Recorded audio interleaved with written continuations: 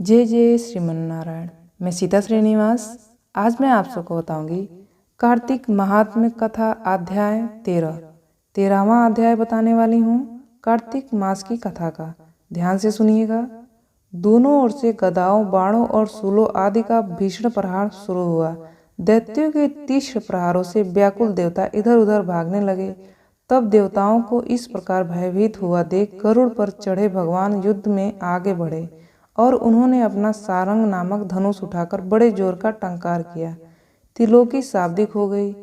पल मात्र में भगवान ने हजारों दैत्यों के सिरों को काट गिराया। फिर तो विष्णु और जलंधर का महासंग्राम युद्ध हुआ। बाणों से आकाश भर गया। लोग आश्चर्य करने लगे। भगवान विष्णु ने बाणों के वेग से उस दैत्य की ध्वजा, छत्र और धनुष बाण काट डाले। इससे व्यथित हो उसने अपनी गदा उठाकर गरुड़ के मस्तक पर दे मारी। साथ ही क्रोध से उस दैत्य ने विष्णु जी की छाती में भी एक तीक्ष्ण बाण मारा।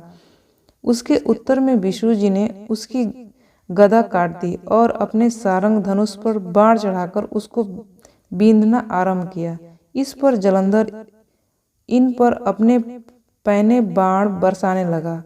उसने विष्णु जी को कई पैने बाण मारकर वैष्णव धनुष को काट दिया। धनुष कट जाने पर भगवान ने गदा ग्रहण कर ली और शीघ्र ही जलंधर को खींचकर मारी, परंतु उस अग्निवत अमोघ गदा की मार से भी वह दैत्य कुछ भी चलायमान न हुआ। उसने एक अग्निमुख त्रिशूल उठाकर विष्णु पर छोड़ दिया। विष्णु जी ने शिव के चरणों का स्मरण कर नंदन नामक त्रिशूल से उसके त्रिशूल को छेद दिया। जलंधर ने झटपट विष्णु जी की छाती पर एक जोर का मुष्टिक मारा। उसके उत्तर में भगवान विष्णु ने भी उसकी छाती पर अपनी एक मुष्टि का प्रहार किया।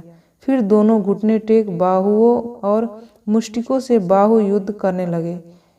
कितनी ही देर तक भगवान उसके साथ युद्ध करते रहे। तब सर्वश्रेष्ठ मायावी भगवान उस दैत्यराज से मेघवाणी में बोले, हे रण दुर्मद दैत्य श्रेष्ठ, तू धन्य है जो इस महायुद्ध में भी इन बड़े बड़े आयुधों से भी भयभीत न हुआ। तेरे इस युद्ध से मैं प्रसन्न हूँ। तू जो चाहे वर मांग ले। मायावी विष्णु की ऐसी वाणी सुनकर जलंधर ने कहा, हे भावुक, यदि आप मुझ पर प्रसन्न हैं तो यह वर दीजिए कि आप मेरी बहन तथा अपने सारे कुटुंबों सहित मेरे घर पर निवास करिए। नारद जी बोले, उसके ऐसे वचन सुनकर विष्णु जी को खेद तो हुआ, किंतु उसी क्षण देवेश ने तथास्तु कह दिया। अब विष्णु जी सब देवताओं के साथ जलंधरपुर में जाकर निवास करने लगे। जलंधर अपनी बहन लक्ष्मी और देवताओं सहित विष्णु को वहां पाकर बड़ा प्रसन्न हुआ। फिर तो देवताओं के पास जो भी रत्नादि थे सबको ले जलंधर पृथ्वी पर आया। निशुम्भ को पाताल में स्थापित कर दिया और देव, दानव, यक्ष, गंधर्व, सिद्ध, सर्प, राक्षस, मनुष्य आदि सबको अपना वंशवर्ती बना त्रिभुवन पर शासन करने लगा। उसने धर्मानुसार सुपुत्रों के समान प्रज्ञा का पालन किया। उसके धर्मराज से सभी सुखी थे। यहाँ पे आपका 13वां अध्याय पूरा होता है। ये वीडियो आपको कैसा लगा?